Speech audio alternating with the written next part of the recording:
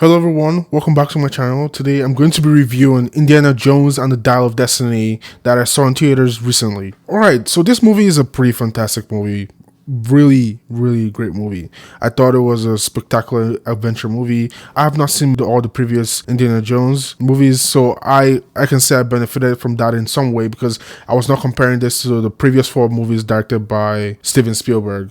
So I was able to go into this completely blind and just enjoy the movie for what it is. Now, for those fans who said they won't be seeing this or dislike this movie because it doesn't compare to the previous 3, I get it totally. But for those casual fans who are just casual fans of the franchise or not even fans of the franchise, like me, I recommend that you go see this movie in theater. It's a fantastic movie, honestly. Now, for the runtime, is it a little long in terms of the runtime? Maybe, but for me, the more movie, the better. I love long movies in general. If you do not love long movies, you might have some issues with this. So I can see where they could shave off a couple of minutes here, a couple of minutes there. But for me, overall, I enjoyed the movie. I enjoyed the length of the movie. So that given, I'll recommend this movie to anyone. Now, I've been seeing some complaints floating around on the internet spaces about Phoebe Waller's character in the movie. She plays Helena, and Helena is sort of an asshole.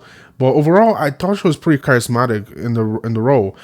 She has a charm to her that I really enjoyed seeing on screen. If you guys are not a fan of her work, or if you haven't seen her work, she wrote, directed, and starred in a show called Fleabag about the character called Fleabag. So her role in this movie is very similar to her role that she played as Fleabag, a very charismatic asshole.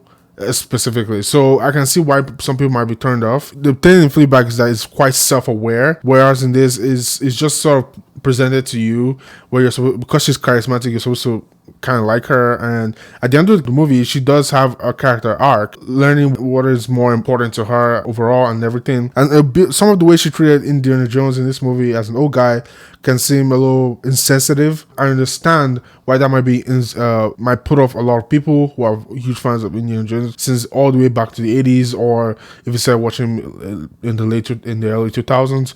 But overall, dare I say, I enjoyed her character. I thought she and her adopted son that were part of the ensemble cast provided a much needed injection of youthful energy to this franchise that in some people's eyes is a little old. I really enjoyed those 2 characters, especially with Indy. Just getting to see this adventure with him and his goddaughter was a fantastic time for me. So if you can look past some of her flaws, I think you enjoyed this movie. Otherwise, I still think it's a pretty good movie. Even though you dislike her character, I thought they gave you enough to enjoy about the movie, from the adventures to the other characters like Indy himself. They were fantastic in the movie. CGI in this, apart from the beginning where the D.H. Harrison Ford was okay, I wasn't too much a fan of it. It looked a little unnatural, but I thought it worked enough. So I thought it was okay in the scene. It wasn't spectacular, but it wasn't as bad as, say, The Flash that just came out recently. I do, however, have a rant or a thought piece on some of what is going on in the online movie space / fandom.